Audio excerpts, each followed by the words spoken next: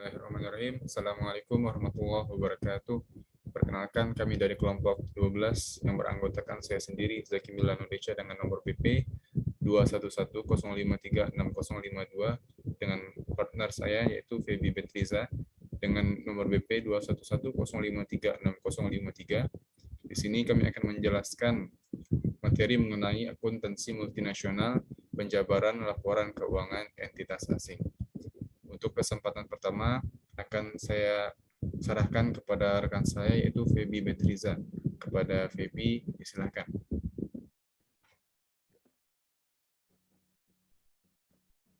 Baik, yang pertama yaitu pengukuran kembali pembukuan ke dalam mata uang fungsional. Pengukuran kembali pembukuan ke dalam mata uang fungsional ini merupakan metode kedua untuk menyajikan kembali laporan keuangan afiliasi asing dalam rupiah adalah pengukuran kembali pembukuan ke dalam mata uang fungsional. Dalam hal ini, pengukuran kembali sama dengan penjabaran yang tujuannya mendapatkan nilai setara rupiah dari akun-akun afiliasi asing sehingga dapat dikombinasikan atau dikonsolidasikan dengan laporan keuangan perusahaan Indonesia. Kurs yang digunakan berbeda dengan kurs penjabaran dan mengakibatkan nilai rupiah berbeda untuk akun-akun afiliasi asing. Proses pengukuran kembali harus memberikan hasil yang sama dengan transaksi entitas asing yang dicatat dalam rupiah sejak awal. Proses ini membagi laporan posisi keuangan ke dalam akun moneter dan non-moneter. Pada akun moneter terdapat yaitu kas, piutang, utang yang dimana jumlahnya tetap dan diukur kembali menggunakan kurs ini. Pada akun non-moneter terdiri dari persediaan dan aset tetap yang dimana nilainya tidak tetap dan diukur kembali menggunakan kurs historis.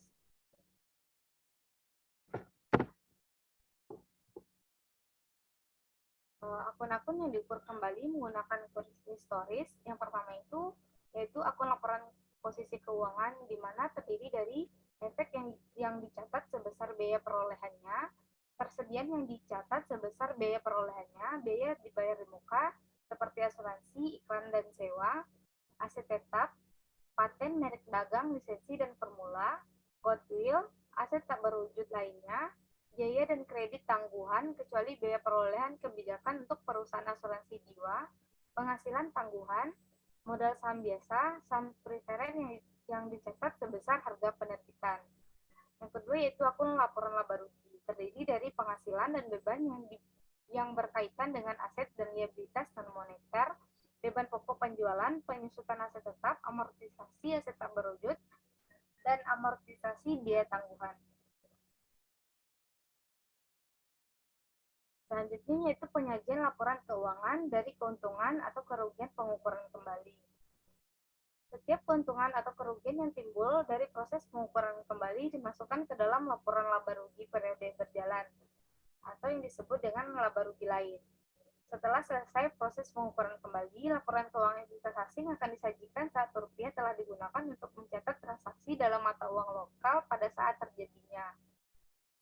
Ilustrasi pengukuran kembali entitas anak di luar negeri merupakan pengukuran kembali neraca saldo entitas anak di luar negeri setelah akuisisi. Dapat dicontohkan pada government company, di mana terdiri dari 3 pos yang memerlukan perhatian khusus. Yang pertama itu diukur kembali menggunakan kurs historis pada tanggal entitas induk mengakuisisi entitas anak di luar negeri. Yang kedua itu beban pokok penjualan terdiri dari transaksi yang terjadi pada berbagai kurs. Persediaan awalnya diperoleh pada saat kurs seharga 12.000 dalam 1 euro. Pembelian persediaan dilakukan pada beberapa waktu selama setahun, sehingga kurs rata-rata seharga 13.000 dalam 1 euro. Digunakan sebagai kurs pengukuran kembali. Yang ketiga yaitu beban operasi terjadi pada kurs yang berbeda. Beban penyusutan diukur kembali dengan kurs historis dalam harga 12.000 pada 1 euro. kurs rata-rata digunakan untuk mengukur kembali beban operasi lainnya karena diasumsikan terjadi merata selama periode tersebut. Keuntungan pengukuran kembali diakui dalam laporan laba rugi periode berjalan. Keuntungan pengukuran kembali adalah sebagian item penyimbang untuk membuat total debit dengan total kredit, tetapi dapat dibuktikan dengan analisis perubahan pos moneter selama periode berjalan. Berikut contoh pengukuran kembali neraca saldo entitas anak di luar negeri. Rupiah adalah mata uang fungsional pada tanggal 31 Desember 2001. Dapat kita lihat pada tabel berikut.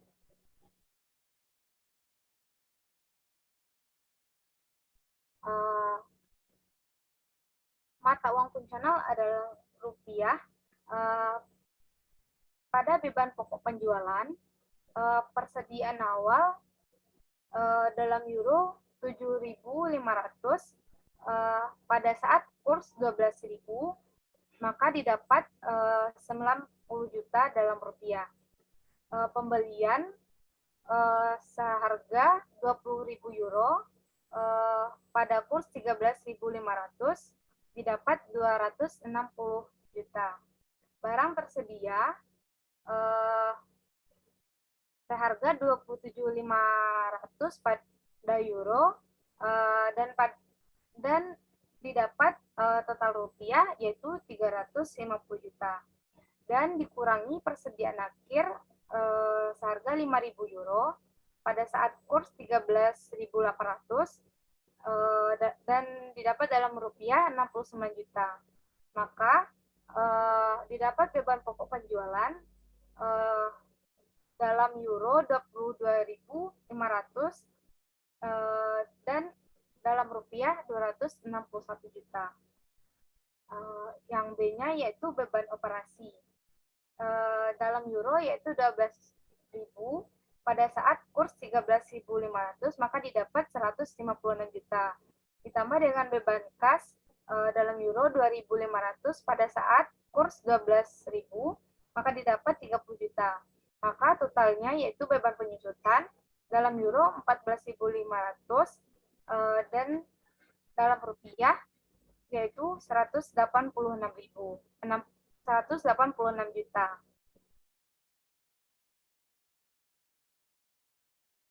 Selanjutnya yang C yaitu carry forward dari kertas kerja 1 Januari 2021. Selanjutnya yaitu ikhtisar penjabaran versus pengukuran kembali. Terdapat yaitu pada pos mata uang fungsional entitas asing, metode yang digunakan yaitu proses penjabarannya yaitu unit mata uang lokal, metodenya yaitu kurs kini. Dan proses pengukuran kembalinya yaitu rupiah Indonesia dan metode moneter dan non-moneter. Pada pos akun laporan laba rugi, proses penjabarannya yaitu kurs rata-rata tertimbang dan proses pengukuran kembalinya yaitu kurs rata-rata tertimbang kecuali penghasilan terkait pos non-moneter atau kurs historis. Pada pos beban, proses penjabarannya yaitu kurs rata-rata tertimbang dan proses pengukuran kembali yaitu kurs rata-rata tertimbang kecuali biaya kredit yaitu pos moneter atau kurs historis. Pada pos akun laporan posisi keuangan yaitu terdapat yaitu akun moneter di mana proses penjabarannya yaitu kurs kini dan proses pengukuran kembali yaitu kurs kini. Dan akun non moneter proses penjabarannya yaitu kurs kini dan pengukuran kembali yaitu kurs historis. Dan akun modal pemegang saham proses penjabarannya yaitu kurs historis dan proses pengukuran kembali yaitu kurs historis. Dan selanjutnya yaitu saldo laba. Proses penjabarannya yaitu saldo periode sebelumnya ditambah laba dikurangi dividen. Dan proses pengukuran kembali yaitu saldo periode sebelumnya ditambah laba dikurangi dividen. Selanjutnya yaitu penyesuaian kurs yang timbul dari proses. Proses penjabarannya yaitu penyesuaian penjabaran diakumulasikan dengan ekuitas pemegang saham. Dan proses pengukuran kembali yaitu keuntungan dan kerugian pengukuran kembali yang dimasukkan dalam laporan laba rugi periode berjalan.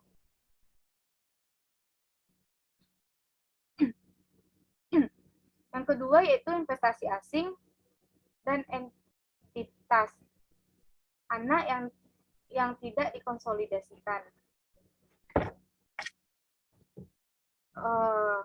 Umumnya, entitas induk mengkonsolidasikan entitas anak di luar negeri, kecuali jika salah satu kondisi berikut sangat berat sehingga perusahaan Indonesia yang memiliki perusahaan di luar negeri tidak dapat melaksanakan tingkat pengendalian ekonomi atas sumber daya dan operasi keuangan entitas anak di luar negeri, yang merupakan syarat konsolidasi. Seperti berikut ini. Yang pertama yaitu pembatasan valuta asing di negara asing. Yang kedua yaitu pembatasan transfer properti di negara asing. Yang ketiga yaitu ketidakpastian lain yang ditetapkan oleh pemerintah. Likuidasi investasi asing.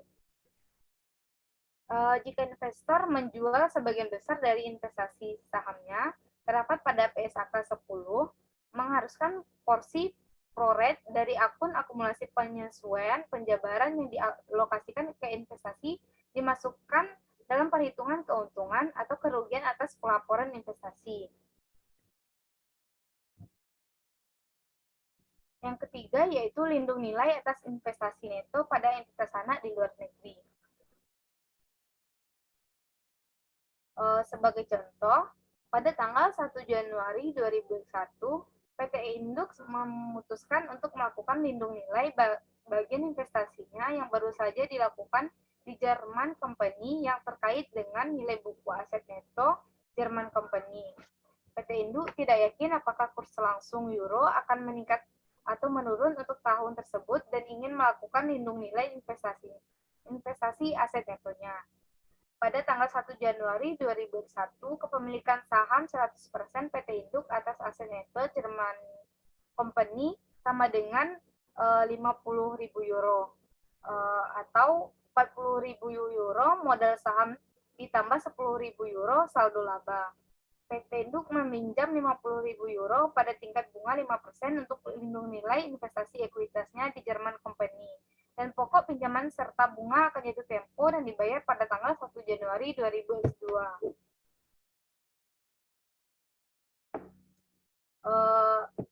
Ayat jurnal pada pembukuan PT Induk untuk mencatat lindung nilai atas investasi neto adalah sebagai berikut. Pada tanggal 1 Januari 2001,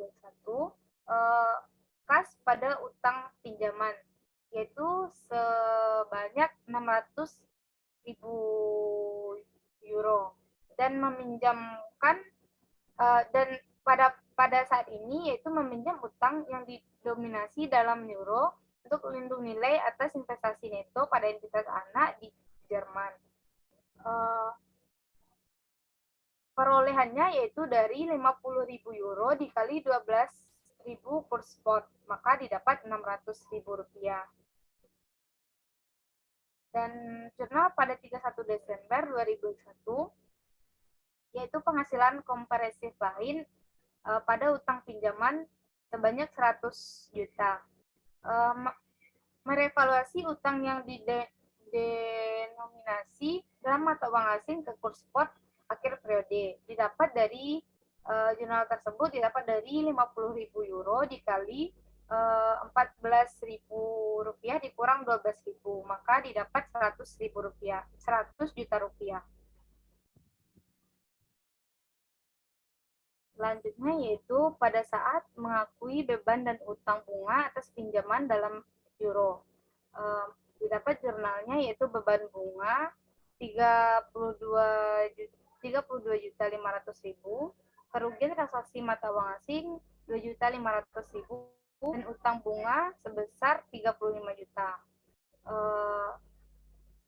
Didapat dari 50.000 euro dikali 0,05 bunga dan dikali 13.000 kurs rata-rata. Didapat beban bunga yaitu 32.500.000. Kerugian transaksi didapat dari 50.000 euro dikali 0,05 bunga dan dikali 14.000 kurs spot akhir, dan didapat kerugian transaksi mata uang asing sebesar 35 juta. Selanjutnya yaitu menentukan akun nominal terkait dengan lindung nilai atas investasi neto pada entitas anak di luar negeri. Ayat jurnalnya yaitu akumulasi penghasilan komprehensif lain, penyesuaian penjabaran 100 juta, dan sisa laba rugi atau saldo laba 2.500.000 pada kerugian transaksi mata uang asing 2.500.000 dan penghasilan komprehensif lain 100 juta. Kemudian pada saat pokok pinjaman dan bunga dibagi pada tanggal 1 Januari 2000X2, dibuat ayat jurnal sebagai berikut. Pada saat membayar pokok pinjaman dan bunga yang jatuh tempo pada lindung nilai yang didominasi dalam euro, ayat jurnalnya yaitu utang bunga 35 juta pada utang pinjaman 700 juta, dan kreditnya yaitu kas 735 juta.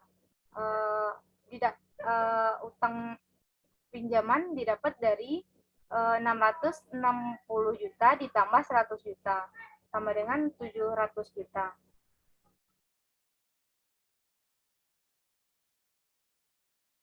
Selanjutnya yaitu pendekatan dua laporan untuk menampilkan laba rugi komprehensif. PT Induk dan Itasana, laporan laba rugi konsolidasi untuk tahun berakhir 31 Desember 2001. Diperoleh penjualan 4.650 juta, dikurangi dengan beban pokok penjualan 1.992.500.000, maka ditambah didapat laba bruto sebanyak 2.657.500.000 dan dikurangi dengan beban operasi 1.095 juta dikurangi dengan kerugian transaksi mata uang asing 6.500.000, maka didapat laba neto konsolidasi untuk kepentingan pengendali sebesar 1.556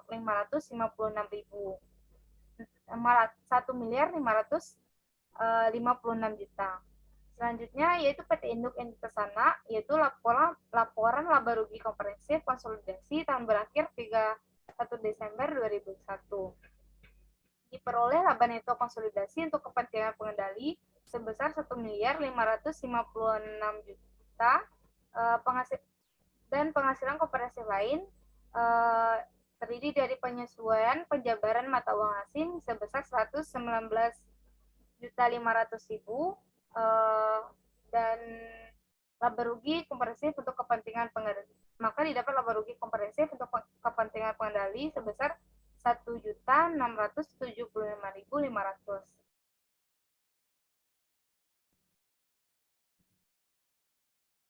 Selanjutnya yaitu laporan perubahan ekuitas konsolidasi. PT Induk dan Itasana, laporan perubahan ekuitas konsolidasi untuk tahun berakhir 31 Desember 2001. Saldo awalnya didapat 8 miliar dan saldo labanya 3 miliar. Maka akumulasi penghasilan komprehensif lain yaitu 0 dan didapat modal saham 5 miliar. Laba rugi komprehensif terdiri dari laba neto totalnya yaitu 1.556 juta dan laba rugi komprehensif 1.556 juta dan saldo labanya yaitu 1.556 juta. Selanjutnya itu penghasilan komprehensif lain, yaitu penyesuaian penjabaran mata uang asing. Totalnya itu 119.500.000 dan laba rugi komprehensifnya yaitu 119.500.000 dan akumulasi penghasilan komprehensif lain yaitu 119.500.000. Dan laba rugi komprehensifnya didapat yaitu sebesar 1.675.500.000. Selanjutnya yaitu dividen di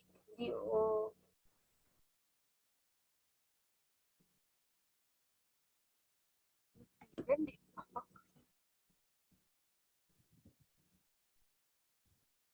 selanjutnya yaitu dividen diumumkan atas modal saham biasa, di mana totalnya yaitu 600 juta dan saldo labanya yaitu 600 juta.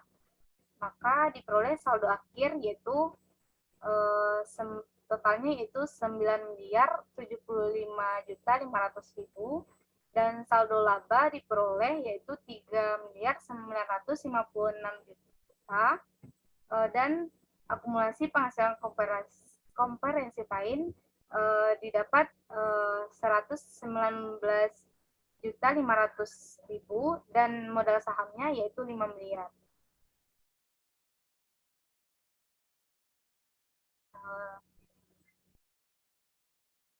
Selanjutnya akan dilanjutkan oleh teman saya.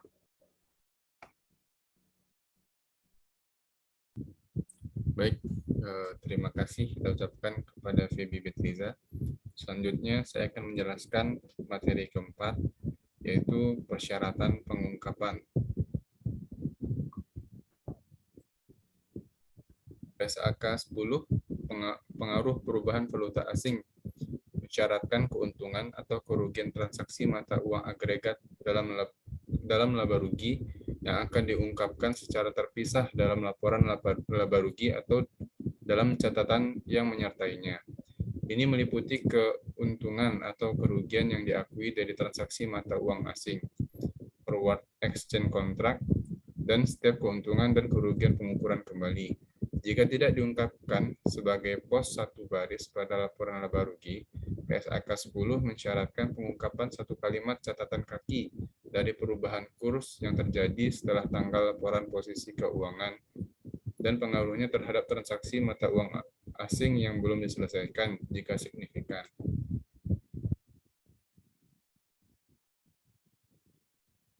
Nah, berikut yaitu kertas kerja konsolidasi disiapkan setelah pengukuran kembali laporan asing pada 31 Desember 2021. Di mana pada pos penjualan PT Induk yaitu berjumlah 4 miliar. Sedangkan German Company 650 juta dan konsolidasiannya totalnya adalah 4 miliar 650 juta. Kemudian keuntungan pengukuran kembali pada German Company 10 juta, maka totalnya itu 10 juta. Kemudian laba rugi dari entitas anak pada PT Induk yaitu 180.500.000. Pada jurnal eliminasinya pada sisi debit juga berjumlah 180.500.000 sehingga konsolidasiannya 0. Kemudian kredit pada PT Induk totalnya itu 4.180.500.000, sedangkan pada German Company totalnya itu 600 juta dan pada konsolidasian yaitu berjumlah 4.660 juta rupiah. Kemudian pada pos beban pokok penjualan pada PT Induk yaitu 1.700 juta, pada German Company 281 juta, dan total konsolidasiannya yaitu 1.981 juta. Pada pos beban operasi PT Induk yaitu 900 juta. Kemudian pada di sisi German Company ada 186 juta. Kemudian pada jurnal eliminasinya di sisi debit yaitu 6 juta. Sehingga totalnya itu di kekonsolidasian 1.092 juta rupiah. Kemudian kerugian transaksi mata uang pada Jerman Company 6.500.000 sehingga totalnya di kekonsolidasian 6.500.000. Kemudian debit pada pos debit PT Induk 2.600.000.000 rupiah, sedangkan pada Jerman Company 473.500.000 rupiah, sehingga di kekonsolidasian yaitu 3.079.500.000 rupiah. Kemudian laba neto pada PT Induk yaitu 1.580.500.000 rupiah, sedangkan pada Jerman Company 186.500.000 rupiah, dan pada jurnal eliminasi sisi debit yaitu 186.500.000 rupiah, sehingga total di konsolidasian 1.580.500.000 rupiah. Kemudian sehingga saldo laba pada 1 Januari pada PT Induk 3 miliar, pada Jerman Company 120 juta, kemudian pada jurnal eliminasi sisi debit yaitu 120 juta rupiah, sehingga pada kekonsolidasian totalnya 3 miliar.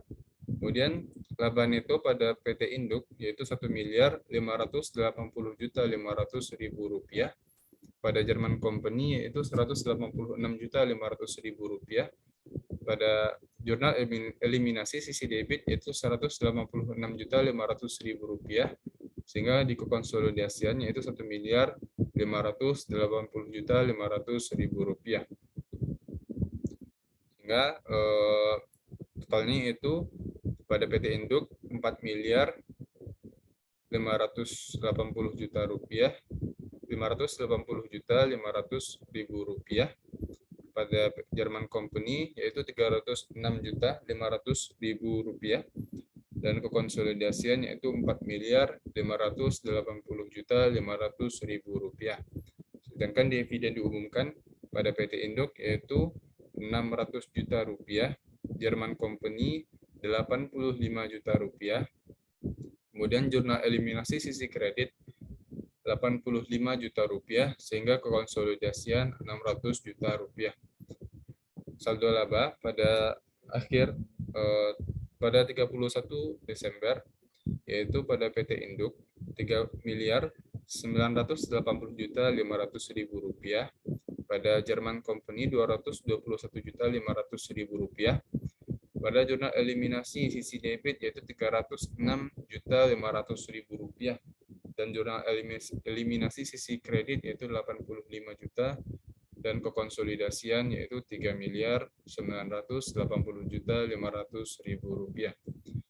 Kasnya pada PT Induk yaitu 4.225 juta rupiah, dan pada Jerman Company yaitu 150.500.000 rupiah, sehingga kekonsolidasiannya itu 4.375.500.000 rupiah.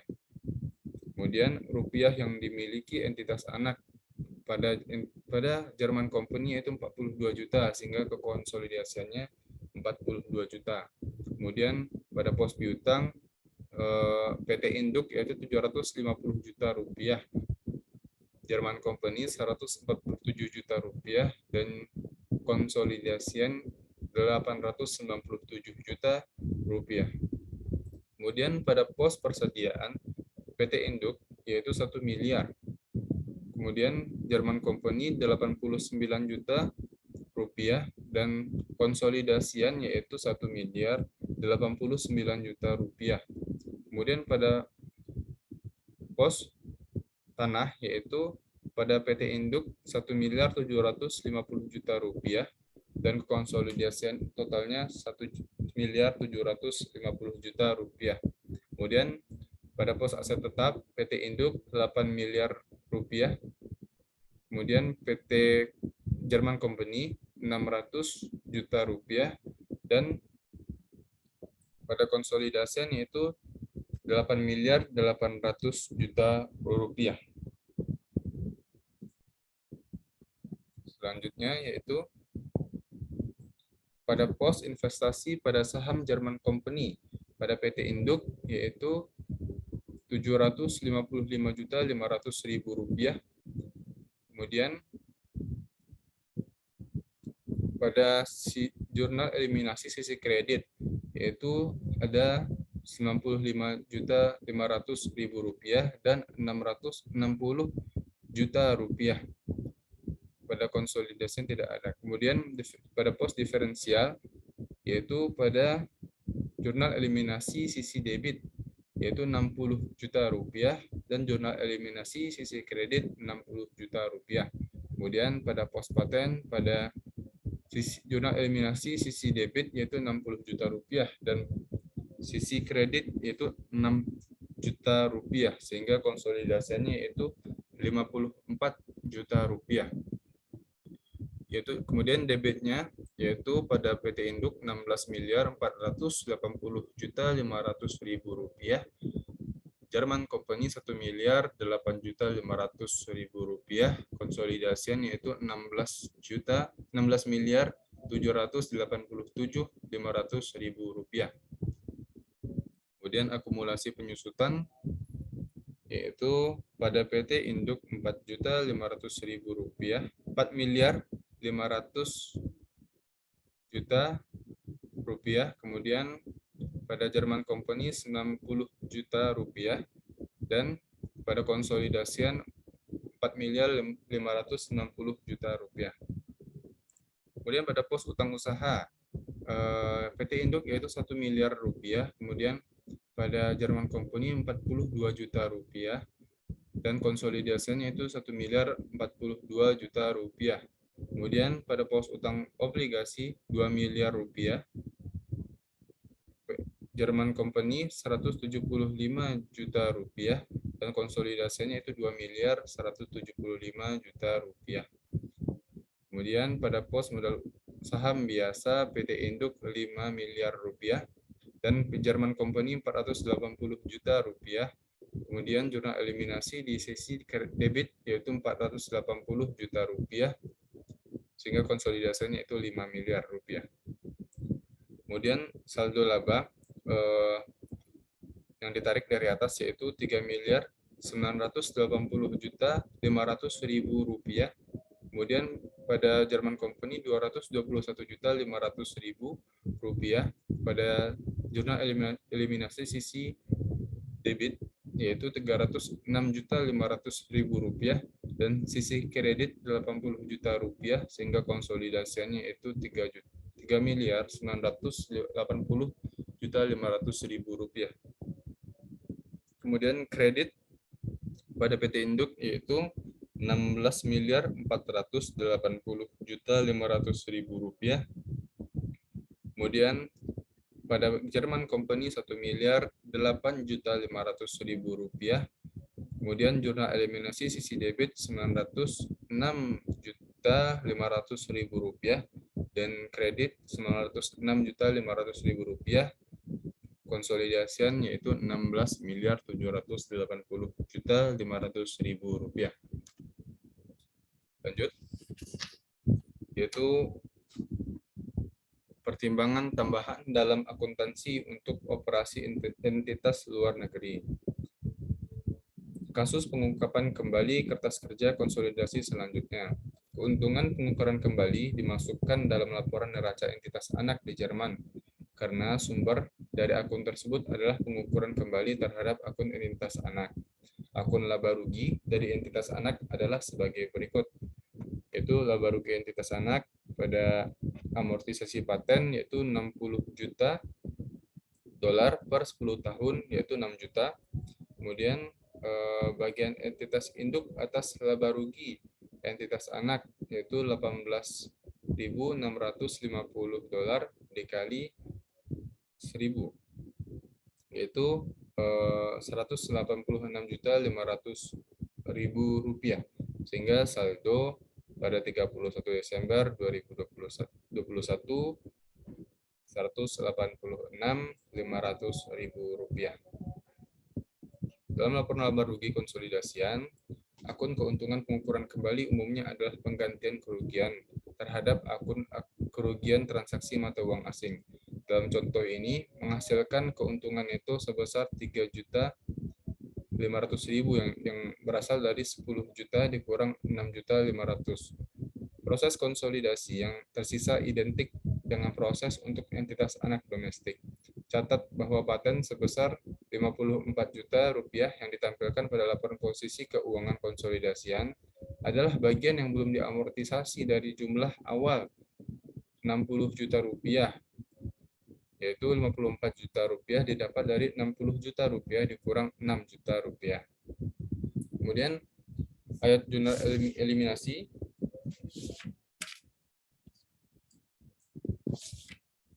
yaitu sebagai berikut. Yang pertama yaitu mengeliminasi laba rugi dari entitas anak.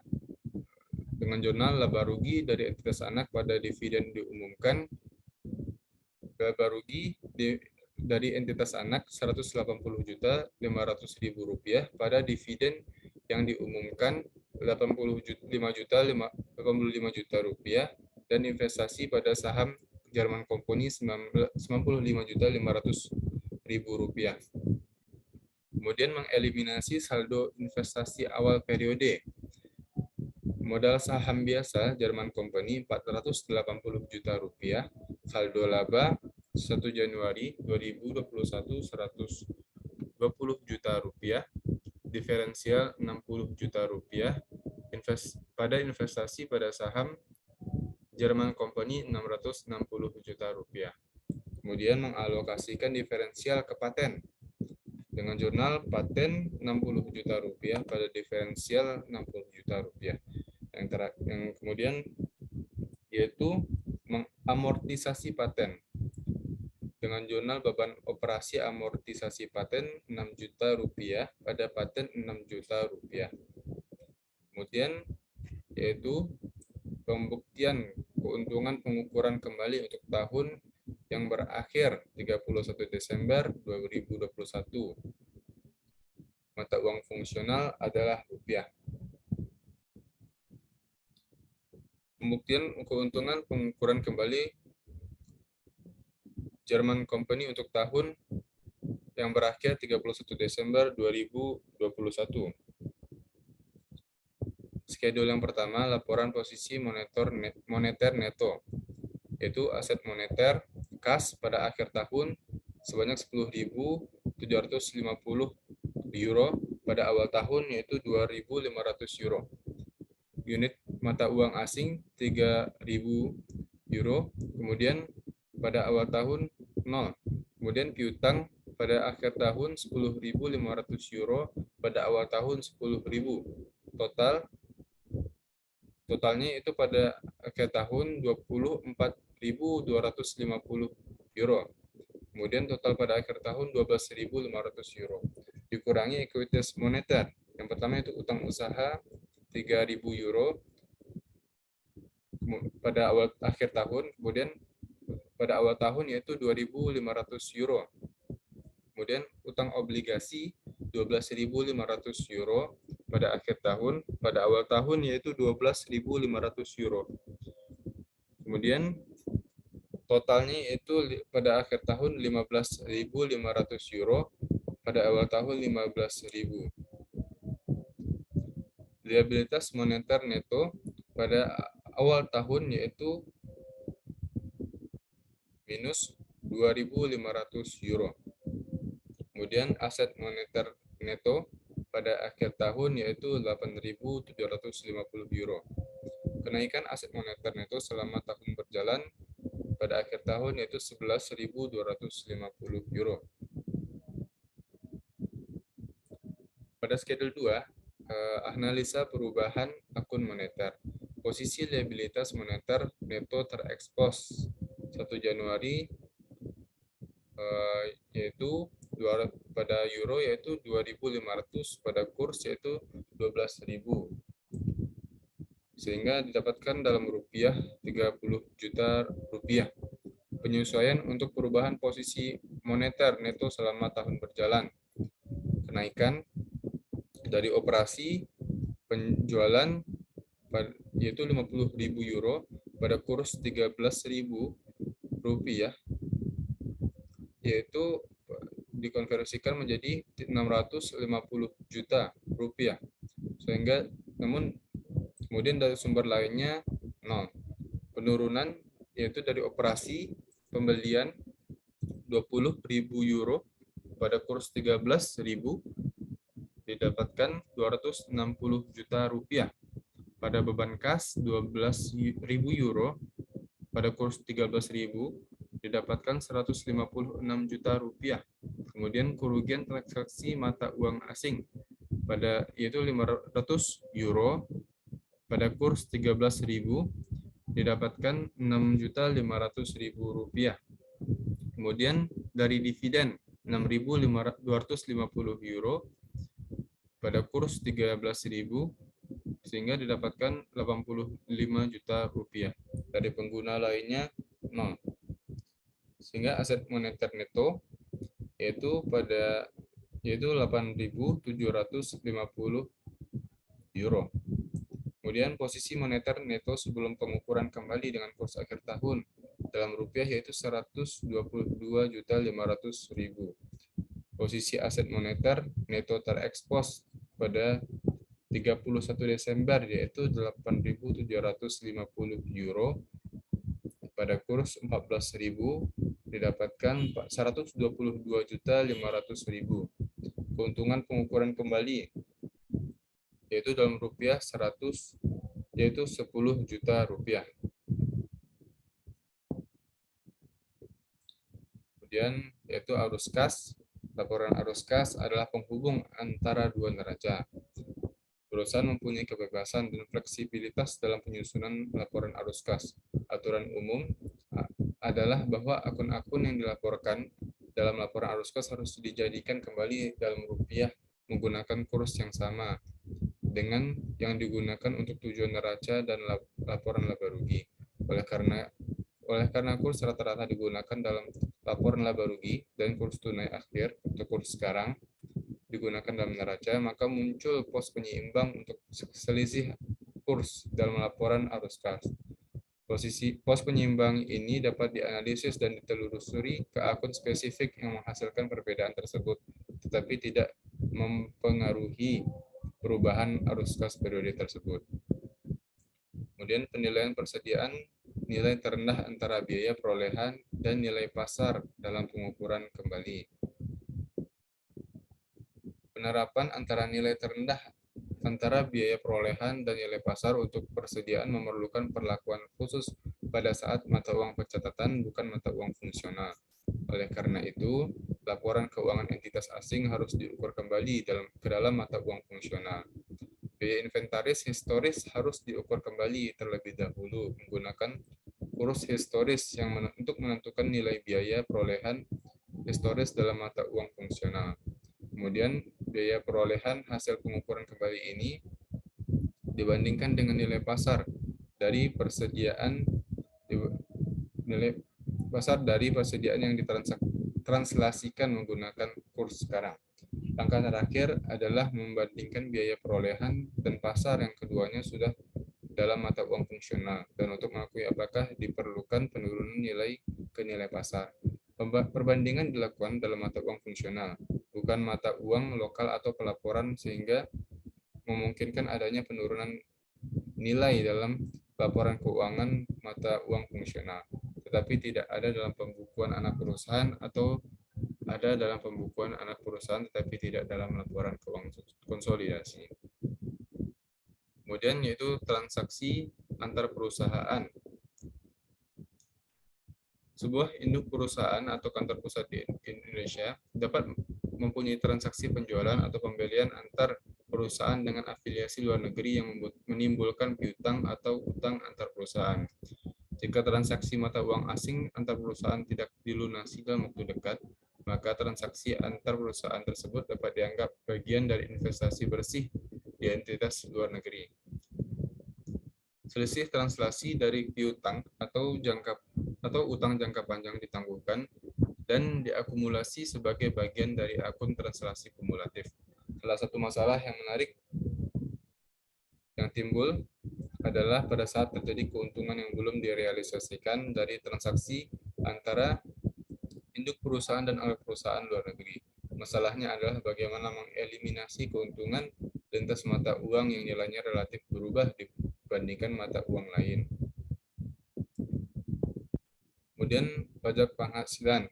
Diharuskan alokasi pajak antar periode pada saat ada perbedaan temporer dalam pengakuan pendapatan dan beban untuk tujuan laporan laba rugi dan untuk tujuan pajak.